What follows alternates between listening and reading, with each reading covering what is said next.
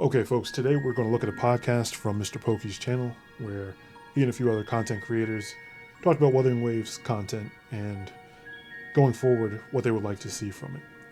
And the big issue is that you have two types of players basically playing the same game.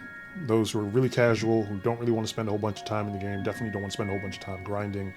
And then you have the more hardcore players that really enjoy the gameplay, would love to be able to play the game all afternoon, play it every day, play it for hours at a time, and have something worthwhile to do. And so that can be a tricky problem to solve, but the easiest way, in my experience, is by splitting the types of content that you have: the mandatory building the sandbox content and then the playing in the sandbox content. And these two things are distinct enough that they don't pressure either side. So let's get into it. We'll take a look at a few clips from the podcast, a few questions that were asked, and I'm going to give feedback and suggestions on exactly how they could implement that plan. And let me know in the comments below what you think of those ideas. So let's get started. I think there is a lot of good bones here, or potential here, and I just hope that Kuro can kind of get it under wraps and figure it out. I hope they add more endgame combat modes too. Like for the casual players, I feel like they should also add some challenges where anyone can feel like they can tackle. I feel like a lot of people would just put it off. It's like, I'll do it when I level up. I'll do it when my characters grow stronger. I was thinking it could be cool if they could have like individual character challenges. Like modes where it kind of incentivizes you to learn the character to be able to clear it.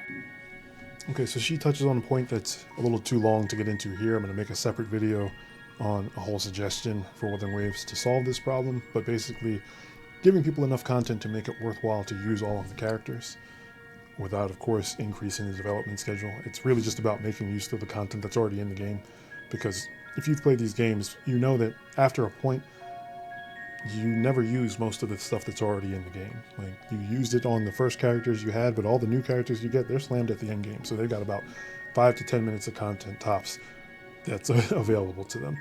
And I think they need to tweak that system so that they get more use out of the resources they develop. Like, why is there nothing to do on Mondstadt, Leeway, Inazuma every time I get a new character? Why do they only have their zone as a playground? And so basically, I think that's something they need to fix. Like I said, I'm gonna do a whole separate video on it, but it does lean into why it's not useful to use a lot of characters, not useful to know the characters really well, and that is something I think they should solve.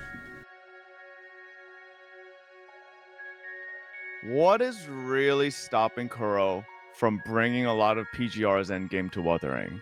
Because I'm totally with you, man. They have so many systems that are already in their other games that can easily move over, but they just don't. And I'm thinking maybe the casuals really do. And that's kind of how I try to really make myself feel sane playing these games sometimes, is saying, okay, business-wise, I understand why they're doing that, and I do want them to be successful as a business, because the more money they make, the more content we could get, but then we just don't get that content. And it's like, why are we not getting that ever? I don't get it. I don't think there's anything wrong with having something to chase and obtain. Whereas you could draw this line of, okay, let's give them more content, but we also don't completely tell the casuals or like alienate the free-to-play player base, because if you can't beat this content, you can't get this. So how exactly do you like draw this line? Okay, so you draw that line by drawing a strict line between the two types of content, and there should be two very specific types of content in these games. The first kind is the mandatory. It's the building the sandbox. It's everything that you need to open the game up to you: acquiring a character, gearing that character, finishing the story quest, anything that you need that's directly connected to opening up the game. That's the mandatory content.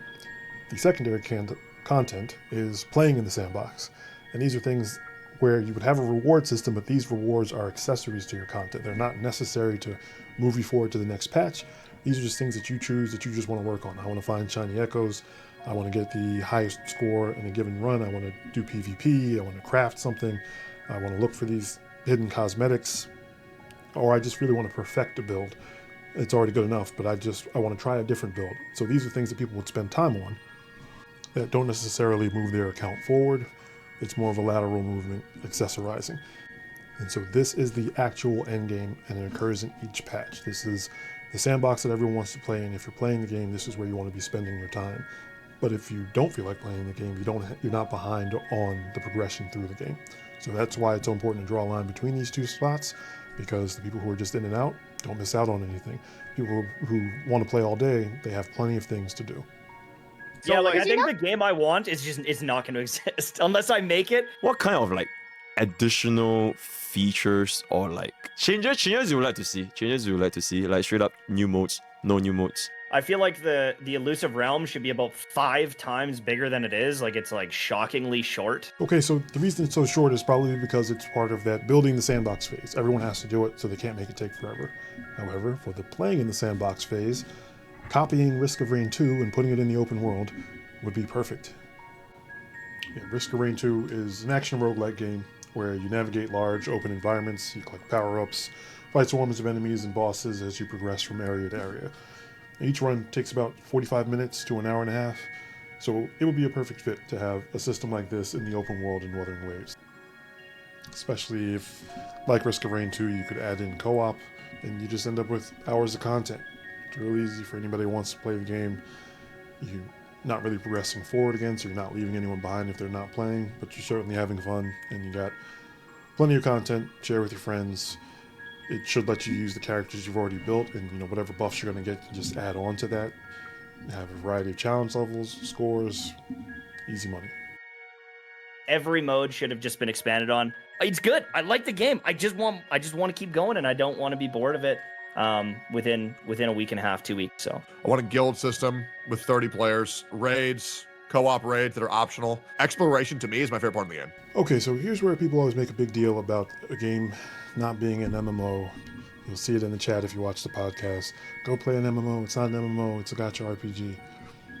I have no idea what they're talking about. Please tell me in the comments below what kind of gameplay that you do in an MMO RPG that you don't do in absolutely every other form of RPG. That's the only reason I can understand why content couldn't cross over. Besides the fact that you just can't play with masses of other people at the same time, the gameplay of it, it seems like it's all the same to me. So yeah, comment down below. I'd love to hear what everyone's talking about that basically makes it like comparing Candy Crush and Call of Duty. I feel like it should almost been like double this. And maybe I'm just crazy and greedy, but I mean, it would take twice as long to get to the point where I'm feeling right now. So unfortunately for Mr. Tash, that means that he would have spent 2 weeks getting bored with the game instead of 1 week. So that's not necessarily a solution to have twice the content. And I'm just re-emphasizing why it's so important to have the 2 types of content. We have the building the sandbox, we need the sandbox to play in. And so that is all the modes, like the open world roguelike we talked about, maybe an echo battle system, housing systems, guild raids or instanced raids, crafting, maybe something like Monster Hunter, tower defense, just things like that, that allow the people who've already built their sandbox, they've already got their characters set and ready, just give them stuff to do pretty much until the next patch comes out. And you have long-term rewards that you're able to get out of these modes that aren't the same as the ones that you need to progress in the game. But imagine if they made like a chance for a super rare, not even like a shiny echo, but you could get like every monster you killed before you wouldn't know until after you killed the enemy, and then there was a chance to drop like a special echo. So I'm going to talk about that in the next video, the reward system for these secondary sandbox game modes that would be motivating people without making them feel too much FOMO. But just definitely wanted to point out that one of these modes should be a tower defense mode because it's already in the game. It was the conclusion of the act. This was so much fun, and as soon as I played it, I'm like, they have to put this in the game. They have to be working on this already. You've got secondary characters that are scripted to run by themselves, so that's perfect. As a player, you could just take your other characters, post them up at different parts of the city where it's being swarmed with different mobs. You also have the riflemen and the melee combatants that you can deploy from the rangers. I'm like, this would be fantastic. And then, of course, being able to play it in co-op, getting to use all the different zones throughout the map, like the military zones or the civilian zones. And again, you don't have to develop anything new for that. It's already in the game. You're just making a game out of it. That's what we mean by a sandbox. So I absolutely expect to see this. If you don't, that is a huge opportunity missed because this was so much fun. And as soon as I saw that I could fight along Tao-Chi and Ling Yang and Yuan Yu and the AI was controlling them, and this is great. This is great. This could be a whole game by itself. So don't miss this opportunity. Anyway, next video, we'll talk more about the reward system. Thanks for listening, and I'll see you next time.